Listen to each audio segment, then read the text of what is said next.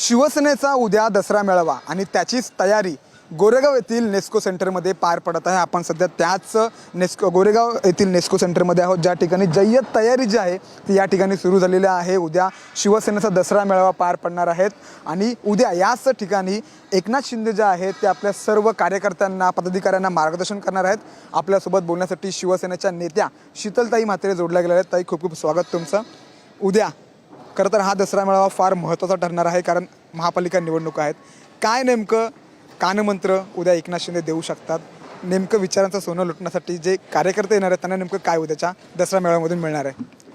हा दसरा मेळावा खरं तर आझाद मैदान इथे होणार होता, परंतु जी महाराष्ट्राची परिस्थिती आहे, महाराष्ट्रातल्या बळीराजाची परिस्थिती, त्याचा विचार करून हा दसरा मेळावा छोट्या खानी स्वरूपात करण्याचं माननीय मुख्य नेते आणि उपमुख्यमंत्री एकनाथ शिंदे साहेबांनी ठरवलं आणि त्याच पद्धतीने काल दुपारी त्यांनी प्रेस कॉन्फरन्समध्ये सांगितल्यानंतर संध्याकाळपासून आम्ही इथे तयारी सुरू केलेली आहे, तसे निरोप गेलेत। आणि हा दसरा मेळाव्यासाठी फक्त MMR रिजनमधून म्हणजे मुंबई मेट्रोपॉलिटन रिजनमधून फक्त पदाधिकारी येणार आहेत। बाकीच्या पदाधिकाऱ्यांना शेतकऱ्यांच्या बांधावर जाऊन मदत करा हे शिंदे साहेबांनी सांगितलेलं आहे। त्याच्यामुळे तिकडच्या शिवसैनिकांना आम्ही तिथेच थांबवलेलं आहे, कारण सध्या काळाची गरज ही शेतकऱ्यांना मदत करण्याची आहे। त्याच्यामुळे छोटेखानी दसरा मेळावा घेऊन जो काही खर्चसुद्धा आम्ही आटोक्यात आणलेला आहे त्याचीसुद्धा मदत आम्ही शेतकऱ्यांना पक्ष म्हणून करणार आहोत। त्याच्यामुळे शिवसेनेचा दसरा मेळावा ही परंपराही आम्ही ठेवलेली आणि त्याचबरोबर आपल्या बळीराजाला मदत म्हणून जो गेले पूर परिस्थितीमध्ये जो गेले कित्येक दिवस आहे त्यालासुद्धा मदत म्हणून आम्ही ही भूमिका घेतलेली आहे।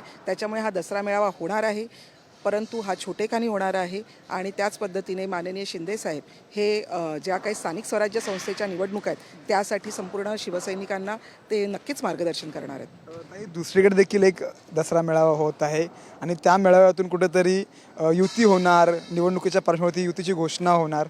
काय वाटतं नेमकं एक आव्हानात्मक ठरू शकतो शिवसेनेला? खरं तर त्यांनी दसरा मेळावा घ्यावा का ही माझी भूमिका आहे, कारण ते त्यांचा आणि शिवसेनेचा काही संबंध नाही। त्यांच्या पक्षाचं नाव उद्धव बाळासाहेब ठाकरे असं आहे।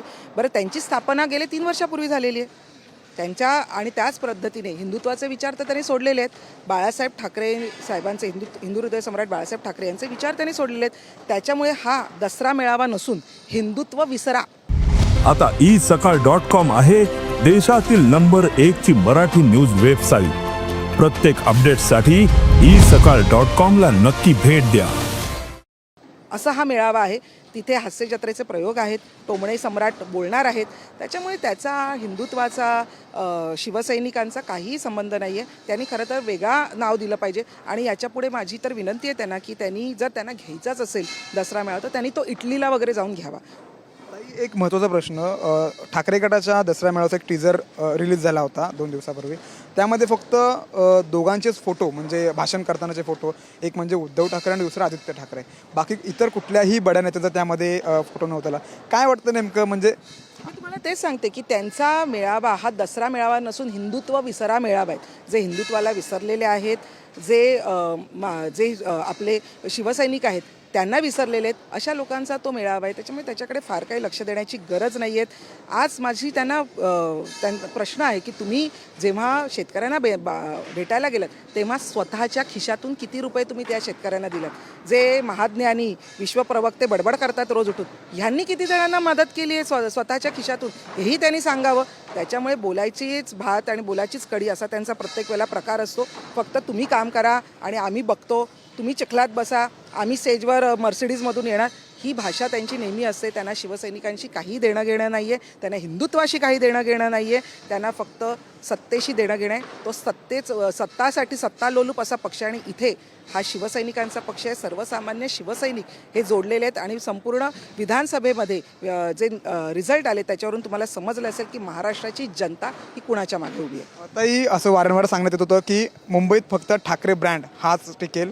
नेमका ब्रँड कोण आहे आणि शिवसेनेकडून नेमकं काय सांगण्यात येईल?